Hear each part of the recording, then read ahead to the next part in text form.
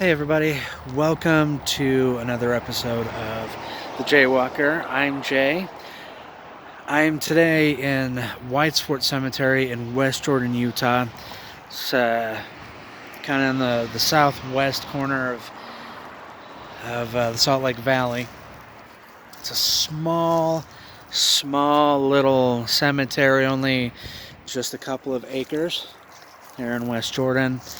We'll take a quick little walk through, get some of the older, more historic graves, some of the plaques, and we'll come back on another day and maybe get some of the newer ones. So we'll walk through and we'll check this out.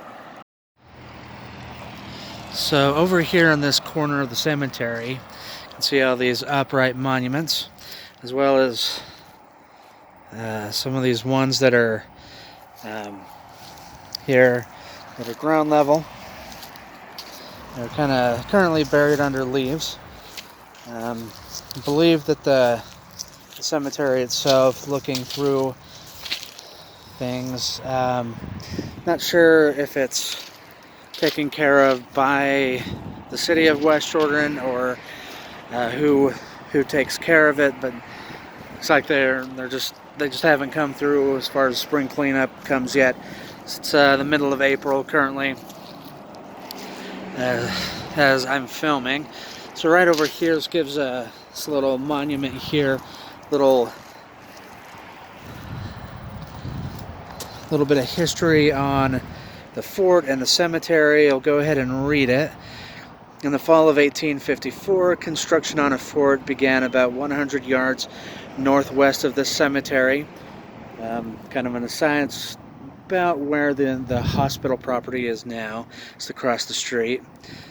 The uncertainty caused by the Walker Indian War and Brigham Young's urging to fort up created a flurry of fort building that year.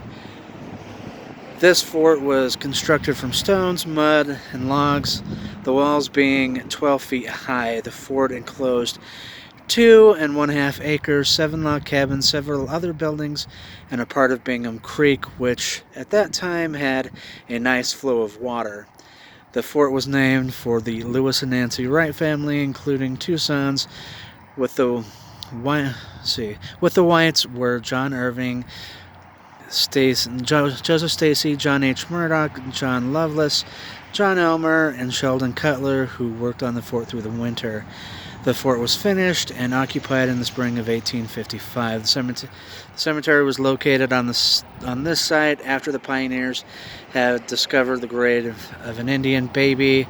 Lewis's son Lyman and his wife Harriet buried their firstborn child near the Indian grave. Later, John Irving buried his son here also. From that point, the area became a community burial ground. There are many unmarked graves. There are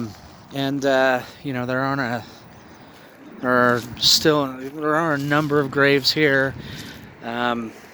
There's no marker for the White son or the Indian. I know there's an Irving family monument over a little. I'm not sure if that son if that's the area he's buried in, or if it's just more of a family area. There are some great stones, some fabulous markers, with this being as old as it is, 170 years old now, or close to 165 years old. There's some amazing stones, and unfortunately some aren't in the best of shape either, but it's awesome. I really like that sandstone one there. So to give you an idea of the smallness of this cemetery, so just south of where I am is a water tank, and beyond that water tank to the south is the Jordan campus of Salt Lake Community College, just a small campus of the community college. There's an industrial building just to the east, and then just north is this is 90th South, 9000 South in West Jordan, and across the street, across 90th South, is Jordan Valley Medical Center, a hospital here in the valley. It's like I said, a pretty small cemetery, just a couple of acres, but it's fantastic.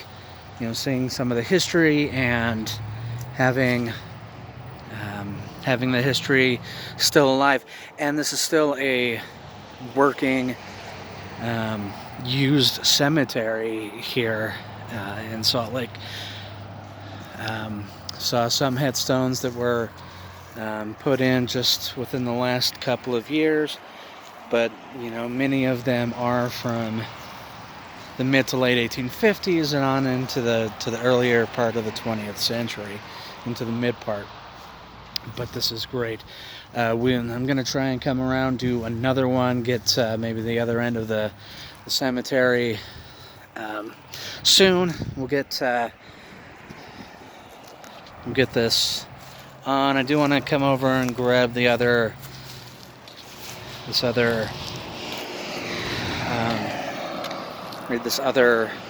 plaque here. It's right by the fence. So it might be a little loud here because it is right next to the street. We'll read this to you. Early pioneers displayed determination of spirit and purpose. Even death, disaster, or elements of nature could not drive them away. About 1853, on a small knoll just south of Wights Fort, an Indian baby was buried. So just right in here. The first West Jordan pioneer child to die was a son born to Lion and Harriet Bateman White. He was buried next to the Indian infant. These two graves were the beginning of Wights Fort Cemetery. Trees and shrubs were planted to provide protection from drifting sand and to provide cooling shade over the graves of the early settlers.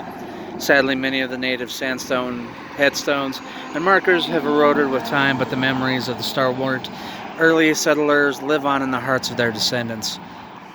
We honor the resting place of many of the earlier settlers of Wights Fort, especially the original families listed in order of their arrival: John Benyon, Samuel Benyon, Lewis White, Lyman and Harriet Bateman White, Charles White, John Irving, and Mary Steed Bateman, widow of Thomas Bateman, Joseph Stacy, J.H. Murdoch, John Lovelace, John Elmer Cutler, and Sheldon Cutler. It's White Fort Camp of the Daughters of the Utah Pioneers.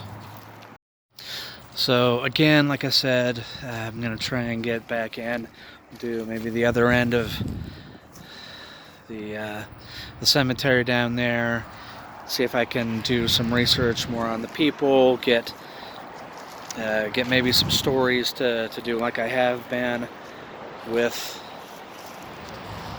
the other videos that I've done. I just wanted to get in and do a little background on this one before we got into some of the more specifics. But thank you again for walking with me here on the Jay Walker. I'm Jay. Have a fabulous day.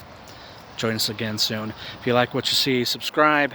Hit that notification bell so as I get new videos up, you'll get notified and are able to check them out. Thanks again.